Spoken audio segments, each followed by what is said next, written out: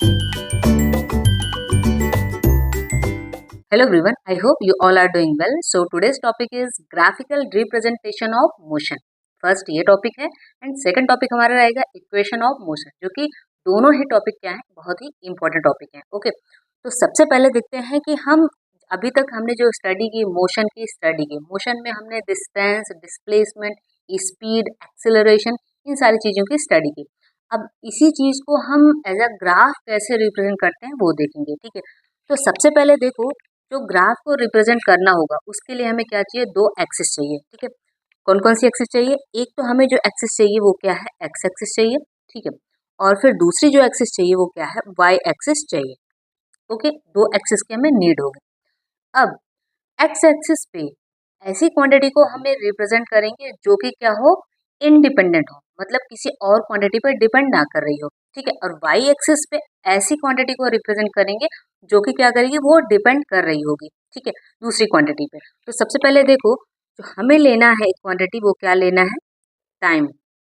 ठीक है, और जो दूसरी क्वांटिटी हमें लेना है वो क्या लेना है, डिस्टेंस। हम किसकी बात कर रहे हैं, हम डिस्टेंस टाइम ग्राफ की बात कर रहे हैं। सबसे पहले हम बात करेंगे डिस्टेंस टाइम ग्राफ की, फिर हम आएंगे स्पीड टाइम ग्राफ पे भी आएंगे। ठीक है, तो डिस्टेंस टाइम ग्राफ में आप देखो कौन सी ऐसी क्वांटिटी है जो कि इंडिपेंडेंट है, दूसरे से मतलब नहीं है ना। तो इसमें डिस्टेंस है या टाइम है, तो आप बोलोगे क्या, टाइम, क्योंकि टाइम अपने अकॉर्डिंग ही वो बढ़ता जाएगा, वो किसी क्वांटिटी पर डिपेंड नहीं कर रहा है। ठीक है, तो जो एक्स एक्सिस होगी, एक्स एक्सिस पे हम क्या लेंगे, टाइम। टाइम क्यों ले रहे हैं यहाँ पे, क्योंकि जो टाइम क्वांटिटी है वो कैसी है, इंडिपेंडेंट क्वांटिटी है। और जो डिस्टेंस है वो कैसी क्वांटिटी है, वो डिपेंड कर रहेगी। जैसे जैसे टाइम बढ़ेगा उसके अकॉर्डिंग डिस्टेंस हमारा बढ़ता जाएगा, है ना। तो जो डिस्टेंस है वो टाइम पे डिपेंड कर रहा है। तो यहाँ पर जो क्वांटिटी ले रहे हैं वो इंडिपेंडेंट क्वांटिटी, मतलब क्या लेंगे, टाइम। और टाइम को हम स्मॉल टी से रिप्रेजेंट करेंगे। ठीक है, और जो दूसरी क्वांटिटी होगी यहाँ पे क्या लेंगे, डिस्टेंस। ठीक है, डिस्टेंस को हम एस से रिप्रेजेंट करें या डी से भी रिप्रेजेंट कर सकते हैं। और ये हमारा क्या हो गया, ओरिजिन, ओ। ठीक है, तो एक्स एक्सिस पे कौन सी क्वांटिटी लेनी है, टाइम एक्सिस, जो कि क्या हो, इंडिपेंडेंट क्वांटिटी। टाइम हमारा इंडिपेंडेंट क्वांटिटी है, तो इसीलिए हम यहाँ पे टाइम ले रहे हैं। और जो दूसरा वाला एक्सिस होगा उसमें हम क्या लेंगे, डिस्टेंस लेंगे। ओके, इतनी बात क्लियर हुई। तो अब देखो, तो डिस्टेंस टाइम ग्राफ में जो पहला ग्राफ पढ़ना है वो क्या है, यूनिफॉर्म स्पीड, या इसी को बोल सकते हैं यूनिफॉर्म वेलोसिटी। देखो, अब यूनिफॉर्म स्पीड के लिए भी यही ग्राफ मिलेगा और यूनिफॉर्म वेलोसिटी के लिए भी यही ग्राफ मिलेगा, क्योंकि अगर यहाँ पर डिस्टेंस के प्लेस पे हमने क्या लिख दिया, डिस्प्लेसमेंट, तो यहाँ पे क्या किसकी बात हो रही है, वेलोसिटी की। और डिस्टेंस है तो किसकी बात हो रही है, स्पीड की हो रही है ना। आपको पता है ना, डिस्टेंस कैसी क्वांटिटी है, स्केलर क्वांटिटी है, डिस्प्लेसमेंट कैसी क्वांटिटी होती है, वेक्टर क्वांटिटी होती है। ऐसे ही स्पीड क्या है, स्केलर क्वांटिटी है, वेलोसिटी क्या है, वेलोसिटी क्या है, वेक्टर क्वांटिटी, स्पीड क्या है, स्केलर। ठीक है, तो अब देखो, इसमें जो पहला हमारा ग्राफ है उस ग्राफ में आप देखो हम किसकी बात करें, uniform speed and uniform velocity की बात कर रहे हैं। तो अब देखो हमने रिप्रेजेंट कैसे किया, X axis and Y axis. X axis पे क्या ले लिया, टाइम, और वाई एक्सिस पे क्या ले लिया, डिस्टेंस। ओके, अब यहाँ से एक स्ट्रेट लाइन मिलती है, यूनिफॉर्म स्पीड के लिए क्या मिलता है, एक स्ट्रेट लाइन मिलती है। अब ये जो स्ट्रेट लाइन है वो किसको बताएगा, स्पीड को बताएगा। स्पीड भी कैसी है, यूनिफॉर्म। मतलब डिस्टेंस टाइम ग्राफ से हमें क्या कैलकुलेशन मिलता है, क्या कैलकुलेट कर सकते हैं, स्पीड। ये चीज आप रिमेम्बर रखो, याद रखो कि डिस्टेंस टाइम ग्राफ से हम किस चीज को कैलकुलेट कर सकते हैं, स्पीड को कैलकुलेट कर सकते हैं, है ना। या फिर यहीं पे डिस्प्लेसमेंट हो जाए तो हम किसको कैलकुलेट कर सकते हैं, वेलोसिटी को कैलकुलेट कर सकते हैं। तो अब देखो, यूनिफॉर्म अगर होगा किसी ऑब्जेक्ट की वेलोसिटी यूनिफॉर्म, सबसे पहले बताओ कि यूनिफॉर्म का मतलब क्या हुआ, कि जो इक्वल टाइम इंटरवल में इक्वल डिस्टेंस ट्रेवल करना। जैसे जैसे टाइम बढ़ रहा होगा उसके अकॉर्डिंग क्या आता है, डिस्टेंस भी बढ़ता जाता है। ठीक है, तो इक्वल टाइम इंटरवल में इक्वल डिस्टेंस ट्रेवल कर रही है अगर कोई ऑब्जेक्ट, उसी को ही क्या बोल रहे हैं, यूनिफॉर्म स्पीड बोल रहे हैं। तो यूनिफॉर्म स्पीड में जब भी हमें ग्राफ, ये जो लाइन मिले इसको क्या बोलेंगे, ग्राफ। तो जो लाइन मिलती है, जो ग्राफ मिलता है वो कैसा मिलता है, स्ट्रेट लाइन मिलता है ना। तो यहाँ पे क्या लिखा है, the distance time graph of a body moving at a uniform speed is always a straight line. जब भी यूनिफॉर्म की बात करेंगे वहां पे क्या मिलेगा, हमेशा जो ग्राफ मिलता है कैसा मिलता है, वो स्ट्रेट लाइन मिलता है। अभी ये स्ट्रेट लाइन का मतलब क्या हुआ, कि देखो अब जो स्ट्रेट लाइन मिल रही है ऐसे इसी में देखो, ये अब यहाँ पर मैं क्या करूँ, दो पॉइंट को अज्यूम कर लूँ। पॉइंट एक हो गया बी ए, दूसरा पॉइंट क्या हो गया बी।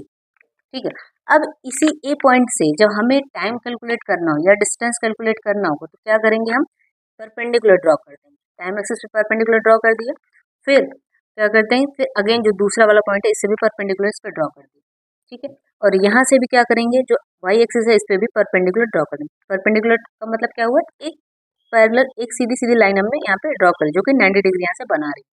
ठीक है, अब देखो इसके लिए हम अज्यूम कर लेते हैं क्योंकि ये टाइम एक्सिस है, तो इसके लिए जो टाइम हम t1 यहाँ अज्यूम कर लेते हैं, इसके लिए टाइम क्या है t2 अज्यूम कर लेते हैं। ऐसे ही डिस्टेंस के लिए इसके लिए s1 अज्यूम कर लेते हैं, इसके लिए क्या है s2 अज्यूम कर लेते हैं।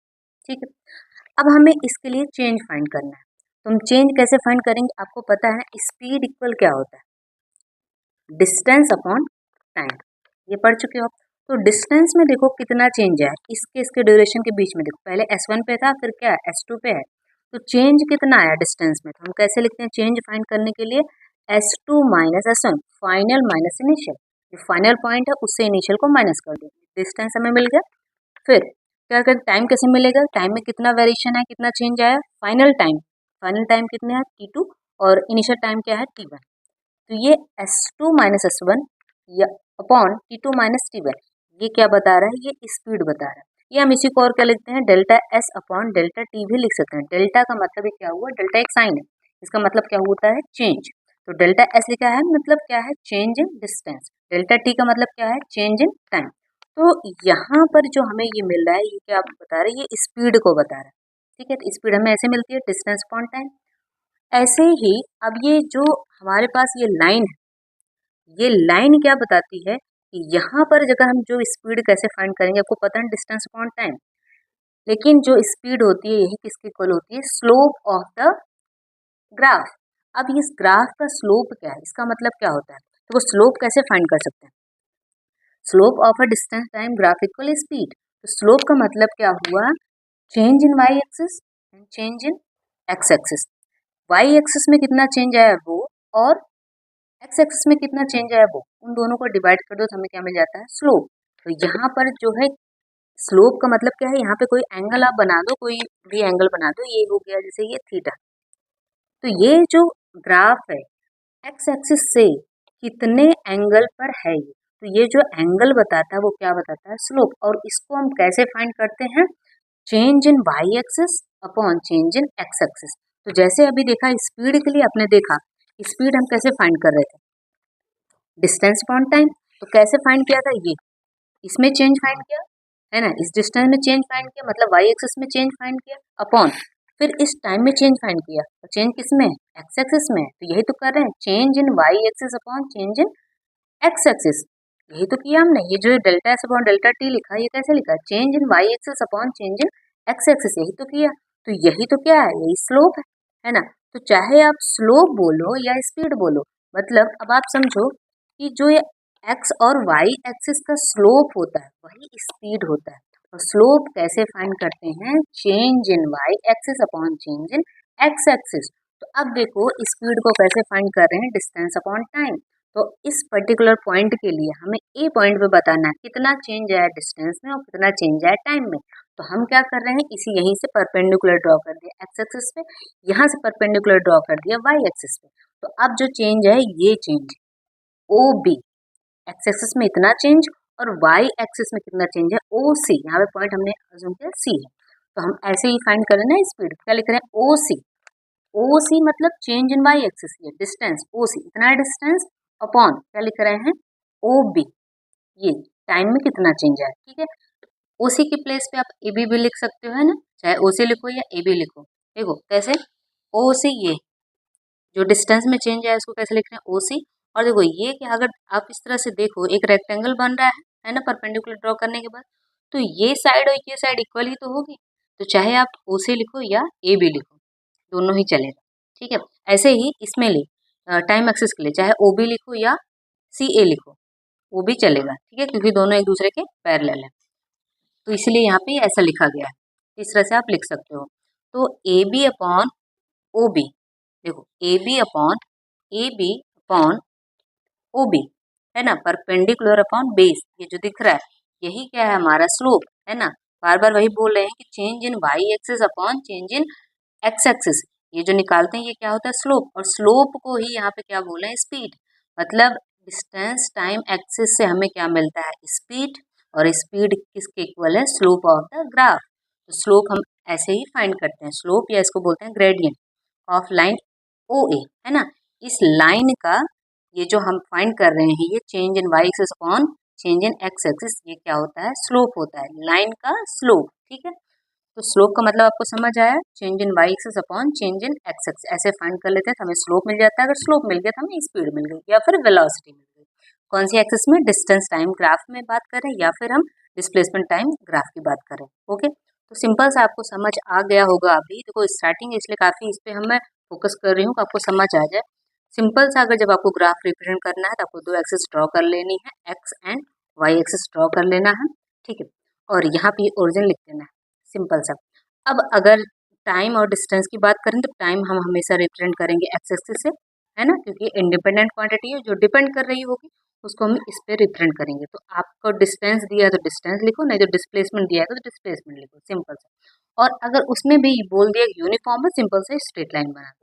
स्ट्रेट लाइन का मतलब ही क्या हुआ कि जैसे जैसे टाइम एक्सिस बढ़ रहा है वैसे वैसे डिस्टेंस एक्सिस बढ़ रहा है। मतलब हर पॉइंट, अगर किसी इस लाइन के किसी भी पॉइंट पे अगर आप परपेंडिकुलर से ड्रॉ करते हैं, इसके लिए परपेंडिकुलर ड्रॉ करो, इसके लिए भी परपेंडिकुलर, इस पे इससे ऐसे, तो आपको जो ये वेरिएशन मिल रहा है इसका इसका इसका, तो जैसे जैसे ये टाइम बढ़ेगा वैसे वैसे डिस्टेंस बढ़े, जैसे जैसे टाइम बढ़ रहा है वैसे वैसे डिस्टेंस, जैसे जैसे टाइम वैसे वैसे डिस्टेंस। तो ये लाइन यही शो करता है time equal interval of time में इक्वल डिस्टेंस ट्रेवल कर रहा है बॉडी। तो उसी को ही बोलते हैं क्या, यूनिफॉर्म स्पीड या यूनिफॉर्म वेलोसिटी। ठीक है, यूनिफॉर्म मोशन के लिए हमारे पास ये ग्राफ हो गया, यूनिफॉर्म स्पीड हो गया, यूनिफॉर्म वेलोसिटी हो गया, यूनिफॉर्म मोशन भी हो गया। ठीक है, तो आई होप आपको डिस्टेंस टाइम ग्राफ में यूनिफॉर्म स्पीड या यूनिफॉर्म वेलोसिटी के लिए ग्राफ क्लियर हुआ होगा। ठीक है, अब इतना होने के बाद अब बात करते हैं नॉन यूनिफॉर्म। अब आपको पता है ना नॉन यूनिफॉर्म का केस क्या है। नॉन यूनिफॉर्म का मतलब है कि इक्वल टाइम इंटरवल में अनइक्वल डिस्टेंस ट्रेवल करना। मतलब टाइम, तो जो टाइम रेट है, अगर आप देखो तो टाइम रेट कैसे बढ़ रहा है, 1 सेकेंड, 2 सेकेंड एंड 3 सेकेंड, ये तो अपने अकॉर्डिंग बढ़ता जाएगा। लेकिन अब इसी 1 सेकेंड में उसने कहीं पे 2 मीटर डिस्टेंस ट्रेवल किया, और कहीं पे कैसा 6 मीटर ट्रेवल कर रहा है, और कहीं पे हो सकता है 10 मीटर ट्रेवल कर रहा है। तो इक्वल अगर आप डिस्टेंस में देखो, आप देखते हो तो 1 सेकेंड में ही 2 मीटर, अगले वाले 1 सेकेंड में 6 मीटर चला जा रहा है, अगले वाले 3 सेकेंड में 10 मीटर चला जा रहा है। तो आप देखो इक्वल टाइम इंटरवल में इक्वल डिस्टेंस नहीं है। अगर इक्वल इक्वल होता तो हम समझते कि क्या है, यूनिफॉर्म का केस है, जैसे यहाँ पर था पिछले वाले केस में। अब ऐसे ही नॉन यूनिफॉर्म के केस में नॉन यूनिफॉर्म वेलोसिटी बोलो या नॉन यूनिफॉर्म स्पीड बोलो, दोनों का ही ग्राफ ऐसे ही मिलेगा। इसमें ग्राफ कैसे मिलता है, ग्राफ ऐसा स्ट्रेट लाइन ना मिलके कैसे मिलता है, कर्व मिलता है। ठीक है, मतलब कि इसका क्या मतलब हुआ कि स्ट्रेट लाइन हो गई, कुछ भी हो सकता है, ऐसा भी बनाओ ऐसा भी बनाओ। तो अब आप देखो कि अगर ऐसा ग्राफ मिल रहा है, तो ऐसा ग्राफ मिल रहा है, इसका मतलब क्या हुआ, टाइम इक्वल टाइम इंटरवल में इक्वल डिस्टेंस ट्रेवल नहीं कर रहा है। अब जब आप परपेंडिकुलर ड्रॉ करोगे तो आपको क्या देखने को मिलेगा कि टाइम तो इक्वल रेट से बढ़ रहा है, लेकिन डिस्टेंस क्या है, वो इक्वल रेट से नहीं बढ़ रहा है। ठीक है, तो इस तरह का जो ग्राफ मिलता है वो किसके लिए होता है, नॉन यूनिफॉर्म स्पीड के लिए होता है। ठीक है, तो इसमें सिंपल सा क्या लिखते हैं, if the speed of a body is non uniform then the graph between distance and time is a curve line या पैराबोला। इसको पैराबोला भी बोलते हैं। इसी में एक केस और हो सकता है कि देखो यहाँ पर मैंने बनाया नहीं है फिगर, तो आप ऐसे समझो कि अगर कोई ऑब्जेक्ट रेस्ट में है और डिस्टेंस टाइम ग्राफ में रिप्रेजेंट करना उसको, उसके मोशन को, ठीक है, तो फिर कैसे रिप्रेजेंट करेंगे, तो सिंपल सा आप बनाओ एक्स एक्सिस फिर वाई एक्सिस। ठीक है, ये हो गया ओरिजिन, यहाँ पर हो गया टाइम, यहाँ पे हो गया डिस्टेंस, ये बना लिया। अब रेस्ट का मतलब क्या हुआ, टाइम तो बढ़ रहा होगा लेकिन कंडीशन क्या होगी, रेस्ट में ही होगी। कोई ऑब्जेक्ट है एक जगह पे बैठ गया तो बैठ गया, आगे नहीं बढ़ रहा है, लेकिन टाइम क्या फिक्स थोड़ी ना हो जाएगा, टाइम तो बढ़ता ही रहेगा। तो जैसे यहाँ पर एक पॉइंट अज्यूम करते हैं, ए पॉइंट है। ठीक है, यहाँ पर ये जो डिस्टेंस है कुछ भी इसने ट्रेवल कर लिया, चलो 40 मीटर इसने ट्रेवल कर लिया डिस्टेंस। ठीक है, अब क्या है, अब ये रेस्ट कंडीशन में है, तो रेस्ट कंडीशन में है तो इसका मतलब अब यहाँ पे कैसे लाइन बनाएंगे, अगर रेस्ट की बात होगी हमेशा तो जो एक्स एक्सिस है उससे एक पैरेलल लाइन बना देंगे, मतलब ये। अब आप देखो इसमें ये लाइन क्या शो कर रही है, जो कि एक्स एक्सिस के या टाइम एक्सिस के पैरेलल है। तो जैसे जैसे टाइम, चलो टाइम यहाँ पे 1 सेकंड हो, यहाँ पे 2 सेकंड हो, यहाँ पे क्या है 3 सेकंड है ना। अब इसमें क्या किया हमने, परपेंडिकुलर ड्रॉ कर दिया। देखो इस पॉइंट पे टाइम है 1 सेकंड और फिर डिस्टेंस कितना है, अभी भी 40 क्योंकि यहाँ पे 40 ही था। फिर अगला देखो 2 सेकंड है, 2 सेकंड में टाइम 2 सेकंड तो हो गया, लेकिन यहाँ पर देखो जो अभी भी डिस्टेंस है कितना 40 मीटर पर ही है, आगे नहीं बढ़ रहा। और यहाँ पर देखो, यहाँ पर टाइम कितना होगा 3 सेकंड, लेकिन अभी भी यहाँ से जो परपेंडिकुलर ड्रॉ की हो, ये जो लाइन है, परपेंडिकुलर का मतलब ही क्या है, उसी लाइन पे ही यहाँ पर ड्रॉ भी होगा। ठीक है, तो इसमें क्या है, डिस्टेंस अभी भी 40 मीटर है, मतलब ये डिस्टेंस में कोई चेंज नहीं हो रहा। लेकिन जब आपने ये देखा था ये लाइन, तो जैसे जैसे टाइम बढ़ रहा था वैसे वैसे डिस्टेंस बढ़ा था। इस पॉइंट पे देखो डिस्टेंस इतना हुआ, अब इस पॉइंट पे देखो टाइम, इस पॉइंट पे टाइम इतना आ रहा है और इसी पॉइंट पे परपेंडिकुलर ड्रॉ करी तो डिस्टेंस बढ़ गया, इतना हो गया। समझ रहे हो? तो ये जो शो कर रहा था ये इक्वल टाइम इंटरवल में इक्वल डिस्टेंस बढ़ता जा रहा था। इसमें क्या है, टाइम बढ़ रहा है लेकिन डिस्टेंस कुछ भी बढ़ नहीं रहा, मतलब कंडीशन किसकी है, रेस्ट की कंडीशन है। अब देखो दूसरा हमारा ग्राफ आता है स्पीड टाइम ग्राफ। इसका मतलब क्या है, जहां पर अभी डिस्टेंस लिखा था आप क्या लिखना है, स्पीड, है ना, या फिर इसी को बोल सकते हैं वेलोसिटी टाइम ग्राफ। ठीक है, दोनों के लिए ग्राफ एक ही तरह से हमें मिलेगा। इसमें भी कई सारे ग्राफ हैं, जो कि पहला ग्राफ है हमारा स्पीड रिमेन्स कांस्टेंट, मतलब ये बोलें कि स्पीड चेंज ना हो। स्पीड का आपको पता है ना कि स्पीड का जो यूनिट होता है वो कितना होता है, स्पीड की यूनिट मीटर पर सेकंड। ठीक है, तो अगर स्पीड हमने रखी, स्पीड को हम किसे दिखा रहे हैं, वी से, स्पीड को रखी 2 मीटर पर सेकंड। ठीक है, और ये कहाँ पे है, ये टी इक्वल 1 सेकंड पर है। अब हम क्या कर रहे हैं, टी इक्वल 5 सेकंड में चेक कर रहे हैं, अभी भी स्पीड कितनी है, 2 मीटर पर सेकंड। ये किसकी बात कर रहे हैं कि स्पीड हमेशा सेम रखें, एक ही स्पीड में हम गाड़ी को चला रहे हैं, है ना, एक ही स्पीड में हम साइकिल को चला रहे हैं, टाइम बढ़ रहा है, तो वहां पर बात करें कि स्पीड हमारा क्या हो गया, स्पीड कांस्टेंट हो गया। ठीक है, तो अब इसके लिए ग्राफ कैसे दिखाओगे, अगर कोई ऑब्जेक्ट है जिसकी स्पीड क्या है, कांस्टेंट है, उसको ग्राफ में कैसे रिप्रेजेंट करोगे। सबसे पहले देखो एक्स एंड वाई एक्सिस बनाया, एक्स एक्सिस पे हमने लिया टाइम, वाई एक्सिस पे क्या ले लिया, स्पीड। ठीक है, अब देखो इसके लिए भी सेम वही है कि अगर स्पीड कांस्टेंट है तो जो टाइम एक्सिस है उसी के पैरेलल एक लाइन बना देनी है। एक लाइन हमने यहाँ पे बना दी, ए टू बी। ठीक है, ए टू बी ऑब्जेक्ट चला, लेकिन इसकी स्पीड यहाँ पर हम कुछ भी रख सकते हैं, जैसे हम यहाँ पे रख दिया 2 मीटर पर सेकंड, ये स्पीड थी भाई, यहाँ पे देखो ये जीरो है, यहाँ पे स्पीड जीरो थी, फिर आगे बढ़ो यहाँ पे स्पीड बढ़ेगी, फिर आगे बढ़ो यहाँ पे स्पीड बढ़ेगी, यहाँ पे, तो इस तरह से बढ़ते बढ़ते इसकी स्पीड कितनी हो गई, 2 मीटर पर सेकंड है। अब 2 मीटर पर सेकंड से ये बढ़ नहीं रही क्योंकि हमने क्या लाइन बना दिया, एक पैरेलल लाइन, इसके पैरेलल लाइन बना दिया। अब देखो टाइम बढ़ रहा है लेकिन स्पीड वही है, टाइम बढ़ रहा है लेकिन स्पीड वही है। देखो यहाँ पे बनाओ 1 सेकंड, 1 सेकंड में अगर आप देखो यहाँ पे आप परपेंडिकुलर ड्रॉ करो तो ये 1 सेकंड आया, दूसरे परपेंडिकुलर ड्रॉ करो तो ये 2 सेकंड आया, है ना, तीसरे परपेंडिकुलर ड्रॉ करो तो 3 सेकंड आया, इस तरह से। तो आपको यहाँ पे जब न्यूमेरिकल करोगे तो वहाँ पे वैल्यू दी रहेगी, उसके अकॉर्डिंग आपको करना रहेगा।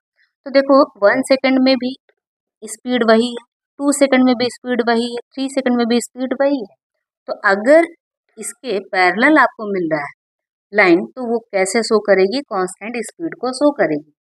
ठीक है, तो जब अगर जब स्पीड टाइम की ग्राफ की बात कर रहे हैं तो वहां पर जब ये लाइन टाइम एक्सिस के पैरेलल, इसका मतलब वहां पे किसकी बात कर रहे हैं, कांस्टेंट स्पीड या कांस्टेंट वेलोसिटी की बात कर रहे हैं। लेकिन अगर यहाँ पर जब हमने बात की थी, अगर हमारे पास जो एक्सिस है, एक्स एंड वाई एक्सिस है, ये टाइम है, ये डिस्टेंस है, यहाँ पर अगर हमने ऐसा शो किया है तो इसका मतलब हम किसकी बात कर रहे हैं, यहाँ पर डिस्टेंस नहीं बढ़ रहा है, मतलब यहाँ पे रेस्ट कंडीशन की बात कर रहे हैं। दोनों में डिफरेंस समझना। यहाँ पे पैरेलल लाइन जो मिल रही है वो किसके लिए है, जब हम टाइम स्पीड ग्राफ में रिप्रेजेंट कर रहे हैं तो ये लाइन क्या बता रही, कांस्टेंट स्पीड। लेकिन अगर स्पीड के प्लेस पे यहीं पे डिस्टेंस होता तो अगर ऐसी लाइन मिलती तो वो किसके लिए होती, वो रेस्ट के लिए होती। ठीक है, तो देखो यहाँ पे क्या बोला गया, speed does not change with time, uniform speed, है ना, यूनिफॉर्म स्पीड की बात करो या स्पीड रिमेन्स कांस्टेंट, दोनों चीजें एक ही है। तो स्पीड चेंज नहीं हो रही टाइम के साथ। और देखो जब स्पीड ही नहीं चेंज हो रही तो कोई भी एक्सेलरेशन भी नहीं होगा। ये भी बोल सकते हो ये ग्राफ किसके लिए है, जीरो एक्सेलरेशन के लिए, नो एक्सेलरेशन के लिए भी ग्राफ यही मिलता है। अब जीरो एक्सेलरेशन नो एक्सेलरेशन का मतलब क्या हुआ, आपको पता है ना, एक्सेलरेशन को हम ऐसे रिप्रेजेंट करते हैं और change in velocity upon change in time ऐसे तो फाइंड करते हैं। डेल्टा का मतलब क्या हुआ, चेंज। तो वेलोसिटी में अगर आप चेंज फाइंड करोगे, वेलोसिटी हर जगह क्या है, 2 मीटर पर सेकंड ही है, तो 2 माइनस 2 करोगे क्या आएगा, जीरो आएगा। टाइम तो मान लो कुछ भी बढ़ रहे, मान लो 5 माइनस 1 कर रहे, 5 सेकंड 1 से 5 सेकंड बढ़ गया तो यहाँ पे क्या आएगा 4 आएगा, लेकिन कोई फायदा नहीं है, 0.4 करोगे तो क्या आएगा 0 ही तो आएगा। तो नो एक्सेलरेशन यहाँ पर होगा। अगर भाई वेलोसिटी चेंज ही नहीं हो रही है, एक ही स्पीड से आप बढ़ते जा रहे हो, तो एक्सेलरेशन भी कोई नहीं होगा। एक्सेलरेशन का मतलब ही क्या हुआ, कितना आपने स्पीड को इंक्रीज किया, तो आप इंक्रीज तो कर ही नहीं रहे हो ना, क्या रख रहे हो 2 मीटर पर सेकेंड ही रख रहे हो।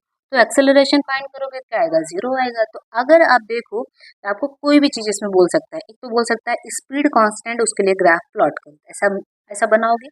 या भी बोल सकता है कि यूनिफॉर्म स्पीड है, उसके लिए ग्राफ प्लॉट करो, तभी भी यही ग्राफ होगा। या फिर ऐसा बोल सकता है कि नो एक्सेलरेशन, 0 एक्सेलरेशन के लिए ग्राफ प्लॉट करो, तभी भी आप ऐसा ही ग्राफ बनाओगे।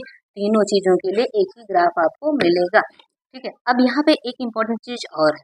अभी तक आपने देखा जब हम डिस्टेंस टाइम ग्राफ बना रहे थे, डिस्टेंस टाइम ग्राफ, ये टाइम हो गई, ये डिस्टेंस, ठीक है। यहाँ पर जो ये हमें स्लोप मिल रहा था, या कह सकते हो जो ग्राफ मिल रहा था, ये ग्राफ क्या बता रहा था, ये स्पीड को बता रहा था या फिर वेलोसिटी को बता रहा था, ठीक है। लेकिन जब हमने दूसरा ग्राफ बनाया टाइम और यहाँ पे स्पीड बनाया, या फिर बोल सकते हो कि वेलोसिटी लिखी, अब जो हमें ग्राफ मिलेगा, कोई सा भी ग्राफ मिलेगा, चाहे ऐसा मिले या ऐसा मिले, फिर या ऐसा मिले, वो हम चेक करेंगे किसके लिए, ये तो हम पढ़ चुके। तो अब ये जो ग्राफ मिलेगा, अब यहाँ पे जो हमें मिलेगा वो क्या मिलेगा, हमें कितना, जो ऑब्जेक्ट है वो ओरिजिन से, स्टार्टिंग पॉइंट से चल करके कितना डिस्टेंस कवर किया है वो हमें मिलेगा, ठीक है। तो यहाँ पर डिस्टेंस टाइम में हमें क्या मिल रहा था, हमें स्पीड या वेलोसिटी मिल रही थी। लेकिन यहाँ पे हमें क्या मिलेगा, अगर यहाँ पर स्पीड और टाइम है तो यहाँ पर तो ये भी बताएगा एक्सेलरेशन है या नहीं है, वो भी मिल रहा है, और साथ में ये भी मिलेगा तो ऑब्जेक्ट ने कितना डिस्टेंस ट्रेवल किया वो भी मिलेगा, ठीक है। तो यहाँ पे क्या मिल रहा है, डिस्टेंस मिल रहा है, और यहाँ पे क्या मिल रहा है, स्पीड एंड वेलोसिटी मिल रही है। यहाँ पे दो चीजें हैं, एक्सेलरेशन भी मिलेगा, एक्सेलरेशन है या नहीं है या 0 है ये मिलेगा, और दूसरा क्या मिलेगा, कितना डिस्टेंस ट्रेवल किया वो भी मिलेगा। अब ये कैसे होगा, देखो स्पीड को आपको पता है ना, स्पीड कैसे लिखते हैं, डिस्टेंस अपॉन टाइम, ठीक है, ये पता है। डिस्टेंस इक्वल क्या हो गया, स्पीड इनटू टाइम, ये लिखा।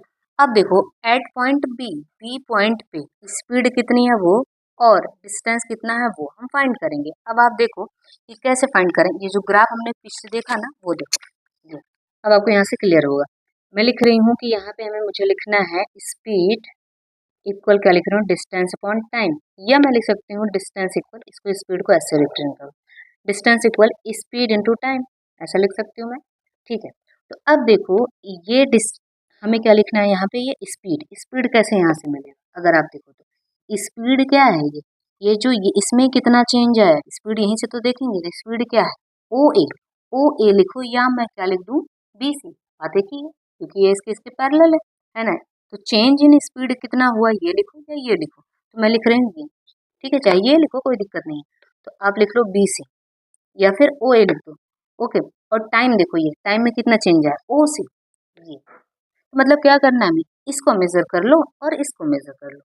अब आप देखो ये जो मिल रहा है, ये और ये देखो ये बन क्या रहा है, अगर देखो तो ये क्या है, एक रेक्टेंगल है, रेक्टेंगल की एक साइड ये हुई, ये दूसरी साइड हुई, इन दोनों को हम क्या कर रहे हैं, मल्टीप्लाई कर रहे हैं। तो आपको पता है ना कि रेक्टेंगल का एरिया कैसे फाइंड करते हो, दोनों साइड को क्या कर देना है, मल्टीप्लाई कर देना है, तो वही तो हम कर रहे हैं, ये साइड और ये साइड, या फिर ये साइड और ये साइड, इन दोनों को क्या करें, मल्टीप्लाई करें, तो हमें क्या मिल रहा है, डिस्टेंस मिल रहा है। तो इसका मतलब यहाँ पर देखो जो डिस्टेंस हमें मिलेगा वो कैसा मिलेगा, distance equal area of rectangle, है ना। इस रेक्टेंगल का एरिया फाइंड कर लो तो डिस्टेंस मिल जाता है, यही तो यहाँ पे चीजें लिखी गई हैं। तो आप समझो इसका क्या मतलब, डिस्टेंस हमें कैसे मिलेगा, जो ये एक्स एक्सिस है वो, और जो ये ग्राफ उससे घिरा हुआ एरिया, उसी एरिया को फाइंड कर लो तो हमें क्या मिल जाता है, डिस्टेंस मिल जाता है। और एरिया का शेप देखना होगा कि जो एरिया मिला है ये रेक्टेंगल है या ट्रायंगल है, उसका उसके अकॉर्डिंग हमें एरिया निकालना होगा। तो अभी तो हमें यहाँ पे क्या मिल रहा है, एक रेक्टेंगल मिल रहा है, तो इस रेक्टेंगल का एरिया फाइंड कर लो, तो ऑब्जेक्ट ने कितना डिस्टेंस ट्रेवल किया वो मिल जाएगा, सिंपल सा, ठीक है। तो हमें कैसे डिस्टेंस फाइंड करना है, जो भी ग्राफ बनाया है वो देखना है, और साथ में जो एक्स एक्सिस है उसके बीच में कितना एरिया है, उसका शेप कैसा है, उसी का एरिया फाइंड कर लेंगे तो हमें डिस्टेंस मिल जाता है। I am clear. तो देखो वही लाइन यहाँ पे लिखी गई है ना, distance equal area of rectangle, rectangle का क्या है, ओ ए बी सी, वहाँ पे पीछे जाके आप चेक कर लो क्या है ओ ए बी सी, ठीक है। इसी का एरिया फाइंड करना, डिस्टेंस मिल गया, इसलिए यहाँ पे लिखा भी गया है in a speed time graph the area enclosed by the speed time curve, जो कर्व हमें कर्व लाइन मिली थी, एंड द टाइम एक्सिस जो नीचे वाली एक्सिस है gives us the distance table by the body, ठीक है। अब देखो, अब ग्राफ हमने एक तो पढ़ लिया यूनिफॉर्म स्पीड के लिए। अब देखो यहाँ पे क्या आ रहा है, speed changes at a uniform rate. अब स्पीड चेंज हो रही, वहां पर स्पीड हमने क्या रखा था 2 मीटर पर सेकंड, 2 मीटर पर सेकंड हर जगह थी। यहाँ पर क्या है, स्पीड को हम थोड़ा चेंज कर रहे हैं, मतलब बढ़ तो रही है स्पीड लेकिन क्या हो रही है, यूनिफॉर्म रेट से बढ़ी। कैसे यूनिफॉर्म रेट हो सकता है, जैसे 2 मीटर पर सेकंड से बढ़ गई 4 मीटर पर सेकंड, फिर बढ़ गई 6 मीटर पर सेकंड, फिर बढ़ गई 8 मीटर पर सेकंड। अब चेंज फाइंड करो स्पीड में, यहाँ से यहाँ चेंज कैसे फाइंड करोगे, 4 माइनस 2 करोगे क्या मिलेगा 2, 6 माइनस 4 करोगे क्या मिलेगा 2, और 8 माइनस 6 करोगे क्या मिलेगा 2। तो देखो हर जगह जो चेंज फाइंड कर रहे हैं स्पीड का वो क्या आ रहा है, कांस्टेंट आ रहा है, ठीक है। तो इसका मतलब अब हमें ग्राफ किसके लिए देखना है, यूनिफॉर्म एक्सीलरेशन के लिए ग्राफ देखना है। ये ग्राफ किसके लिए है, यूनिफॉर्म एक्सीलरेशन के लिए, या बोल सकते हो speed changes at a uniform rate. तो अगर यहाँ पर देखोगे यूनिफॉर्म एक्सेलरेशन के लिए भी जो लाइन मिलती है वो स्ट्रेट लाइन मिलती है। तो अगर आपको बोला गया है यूनिफॉर्म एक्सेलरेशन के लिए ग्राफ बनाओ तो ऐसा बनाओगे, या बोला गया है कि स्पीड जो है जो कि कांस्टेंट है, कांस्टेंट का मतलब बढ़ रही है लेकिन यूनिफॉर्म रेट से बढ़े, जैसे अभी हमने यहाँ पे बात की। पिछले वाले केस में क्या था, यूनिफॉर्म बिल्कुल फिक्स थी, जो स्पीड थी बिल्कुल फिक्स थी, 2 मीटर पर सेकंड थी, तो हर जगह 2 मीटर पर सेकंड ही थी। जब चेंज फाइंड कर रहे थे क्या आएगा, जीरो आ रहा था। और स्पीड में चेंज ही क्या बताता है, एक्सेलरेशन बताता है, तो एक्सेलरेशन क्या आ रहा था, जीरो। लेकिन यहाँ पर एक्सेलरेशन कितना आ रहा है, 2 आ रहा है भाई, है ना। हर जगह पे जो 2 2 दिख रहा है ये क्या एक्सेलरेशन की तो बात कर रहे हैं। ये एक्सेलरेशन फिक्स हो गया, एक्सेलरेशन यूनिफॉर्म हो गया, लेकिन स्पीड बढ़ रही है लेकिन यूनिफॉर्म रेट से बढ़ रही है। तो इसके लिए भी हम ग्राफ कुछ ऐसा दिखाएंगे, टाइम एक्सिस और क्या है ये स्पीड एक्सिस, मतलब ये हो गया एक्स एक्सिस, ये क्या हो गया वाई एक्सिस।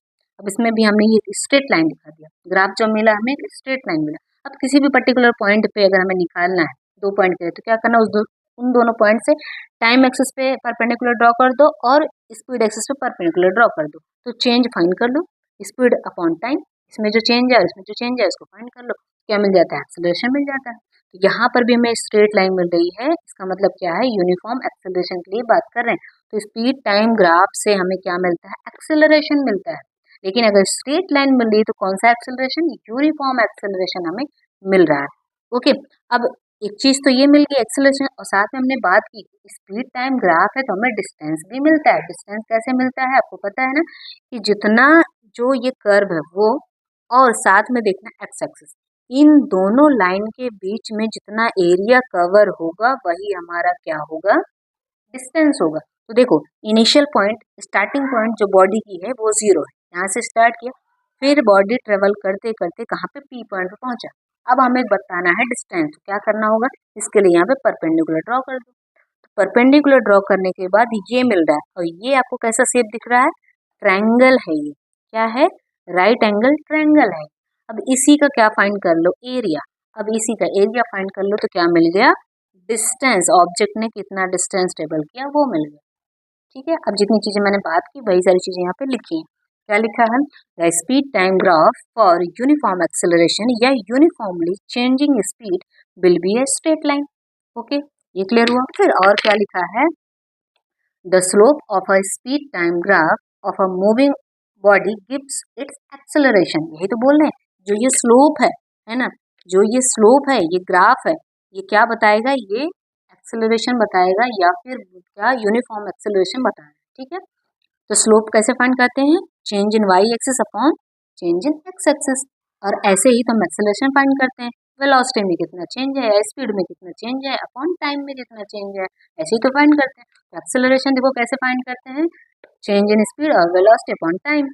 तो चेंज इन स्पीड कैसे फाइंड करें, P Q upon O Q. अब ये कहाँ से मिल रहा है, पी क्यू, देखो ये पी क्यू, ये फाइनल है ये इनिशियल, भाई यही तो चेंज है, चाहे ये लिखो या फिर ये लिखो, क्योंकि ये देखो आपको क्या मिला है, एक रेक्टेंगल जैसा दिख रहा है, स्क्वायर जैसा दिख रहा है, तो चाहे ये लाइन लिखो चाहे ये लिखो, चाहे आप ओ आर भी लिख सकते हो या क्या लिख सकते हो, ओ पी भी लिख सकते हो, बात तो यही है। ये चेंज अपॉन, और टाइम में चेंज क्या है, ओ क्यू, यही तो यहाँ पे लिखा है ना, O P upon O Q.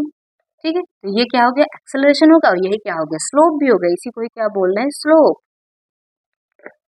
तो यहाँ का स्लोप क्या बताता है, एक्सेलरेशन। ठीक है, फिर देखो अभी और चीजें क्या लिखी है, the distance travelled by a unit by a moving body in a given time can also be calculated from its time speed time graph. देखो यही पे बोला, इसमें हम डिस्टेंस भी फाइंड कर सकते हैं। तो डिस्टेंस इक्वल क्या लिखेंगे, एरिया ऑफ ट्रायंगल, ट्रायंगल क्या है, ओ पी क्यू, यही तो डिस्टेंस है, एरिया ऑफ ट्रायंगल है, इसका ये एरिया हमें फाइंड कर लेना, ओ पी क्यू, इसका एरिया फाइंड कर लो तो हमें पता चल जाएगा ओ से पी तक पहुंचने में ऑब्जेक्ट ने कितना डिस्टेंस ट्रेवल किया।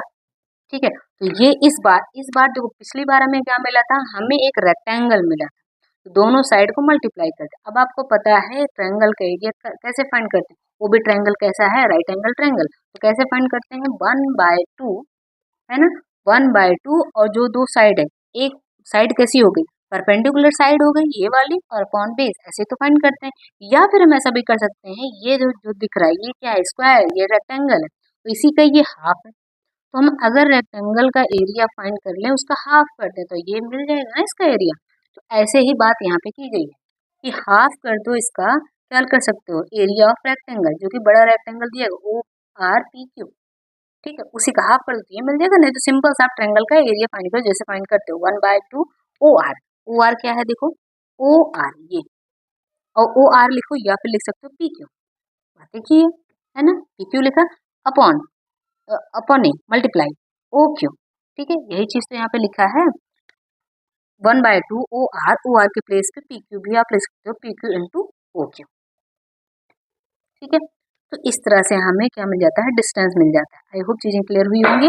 अब इसी में देखो, अब देखो जब स्ट्रेट लाइन मिल रही है ऐसे अपवर्ड डायरेक्शन में जा रही है, तो आपको देखो यहाँ पे क्या मिल रहा है कि जो स्ट्रेट लाइन ऐसे मिल रही है इस तरह से, तो ये क्या बता रहा है, यूनिफॉर्म एक्सेलरेशन बता रहा है। लेकिन अगर स्ट्रेट लाइन ऐसे ही मिल रही है, जो कि ये अपवर्ड डायरेक्शन में थी, अब देखो ये जो स्ट्रेट लाइन मिल रही है वो डाउनवर्ड डायरेक्शन में है, नीचे की तरफ है। इसका मतलब यहाँ पर एक्सेलरेशन यूनिफॉर्म है, मतलब स्पीड यूनिफॉर्म रेट से बढ़ रही थी। लेकिन यहाँ पर क्या है, स्पीड यूनिफॉर्म रेट से डिक्रीज हो रही, कम हो रही है, क्योंकि इस पॉइंट पे देखो, तो टाइम तुम्हें ये मिलेगा, ये मिला, और स्पीड तुम्हें ये मिलेगा। ठीक है, अब इस पॉइंट पे देखो टाइम, ये इतना टाइम मिला, और इसी पॉइंट पे देखो स्पीड ये, आप देख रहे हो यहाँ से यहाँ पहुंच गया, तो इसका मतलब यहाँ स्पीड ज्यादा थी, यहाँ पे स्पीड कम हो। अब यहाँ पर देखो, यहाँ पर देखो, इस पॉइंट पे ये टाइम मिल रहा है, टाइम तो बढ़ा, इसके बाद ये मिला, पहले ये मिला, फिर ये मिला, फिर ये मिला, लेकिन इसी पॉइंट पे यहाँ पर देखो स्पीड में, देखो स्पीड और नीचे आएगी, पहले स्पीड यहाँ थी, फिर यहाँ, फिर थी यहाँ,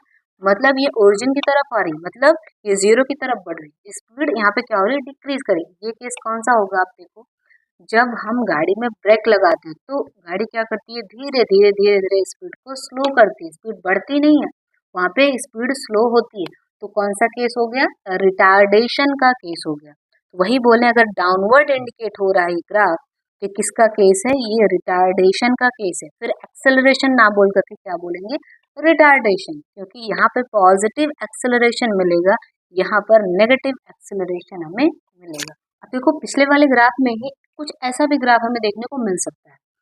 अब देखो यहाँ पे मैंने ये लाइन नहीं दिखाई, स्ट्रेट लाइन पहले वहां पे जीरो से दिखाया था, मतलब स्पीड जीरो थी, फिर धीरे धीरे करके बढ़ रही थी।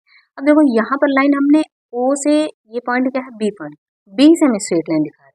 इसका मतलब क्या हुआ, यहाँ पर स्पीड क्या थी, 0 मीटर पर सेकेंड, हो सकता है यहाँ पे स्पीड कुछ हो गई, यहाँ पे मैं मान लेती हूँ कि 5 मीटर पर सेकेंड स्पीड हो गई।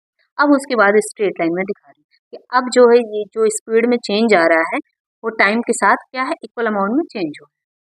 तो इसका मतलब क्या हुआ, when the initial speed of a body is not zero, अगर बॉडी का इनिशियल स्पीड जीरो नहीं है, तो हम इस तरह से ग्राफ दिखाएंगे, जीरो से नहीं स्ट्रेट लाइन दिखाएंगे, थोड़ा उसके ऊपर स्ट्रेट लाइन यहाँ पे दिखाएंगे। ठीक है, अब देखो ये जो मिल रहा है, अब ये स्क्वायर नहीं है, ये क्या है, ये मिल रहा है ट्रेपेजियम, है ना। अब ये ट्रेपेजियम जो मिल रहा है हमें, इसमें देखो रेक्टेंगल भी नहीं है, ट्रेपेजियम है। ट्रेपेजियम का मतलब क्या, दो लाइंस इसमें क्या हो, पैरेलल हो, है ना, दो लाइंस इसमें पैरेलल होने चाहिए, जो जो दो साइड है आमने सामने की, वो पैरेलल है एक दूसरे, है ना, ये पैरेलल दिख रहे हैं। तो इस तरह का जो शेप है कैसा है, ट्रेपेजियम का शेप है।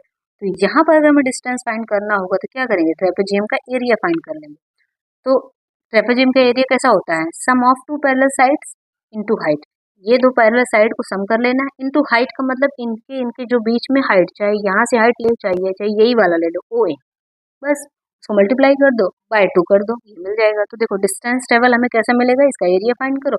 एरिया कैसे फाइंड कर, दो लाइन का ये सम कर रहे हैं, ये ओ बी प्लस ए सी, इसका सम कर लिया, ठीक है। इनटू हाइट क्या है, ये ओ ए ले रहे हैं, इनके इन दोनों के बीच में हाइट, बीच का डिस्टेंस वही हाइट है, ये ओ ए कर दिया, डिवाइड कर दिया किससे, 2 से। तो ये हमें क्या मिल गया, ए ट्रेपेजियम का एरिया मिल गया। ट्रेपेजियम का एरिया मिल गया मतलब डिस्टेंस हमें मिल गया, ठीक है। ऐसा भी केस आपको देखने को मिल सकता है। अब देखो इसी में दूसरा केस आ जाता है, स्पीड टाइम ग्राफ में ये थर्ड केस की बात करें। देखो speed changes at a non uniform rate, मतलब नॉन यूनिफॉर्म एक्सेलरेशन। इसमें क्या है, इसमें कर्व मिलेगा। देखो यूनिफॉर्म होगा तो हमेशा आप स्ट्रेट लाइन बनाओ, नॉन यूनिफॉर्म है तो आप कर्व बना दो, ठीक है। तो इसका जो स्लोप मिल रहा है ऐसे ये कर्व मिल रहा है बिल्कुल, ठीक है। तो ये लाइन क्या शो कर रही है, इक्वल टाइम इंटरवल में इक्वल स्पीड नहीं, टाइम तो इक्वल अमाउंट में बढ़ रहा है लेकिन स्पीड क्या हो रहा है, कहीं कम है तो कहीं बहुत ज़्यादा हो गया, इस तरह से हो रहा है, ठीक है। तो आप यहाँ पे चेक भी कर सकते हो कि इस पॉइंट पे देखो, यहाँ पर टाइम ये मिल रहा है, स्पीड ये मिल रहा है। अब जाके इस पॉइंट पे देख लो तो टाइम इतना बढ़ गया, स्पीड इतनी है। अब इस पॉइंट पे देखो टाइम ये है, टाइम कम ही बढ़ा लेकिन स्पीड फिर भी ज़्यादा है, ये समझ रहे हो।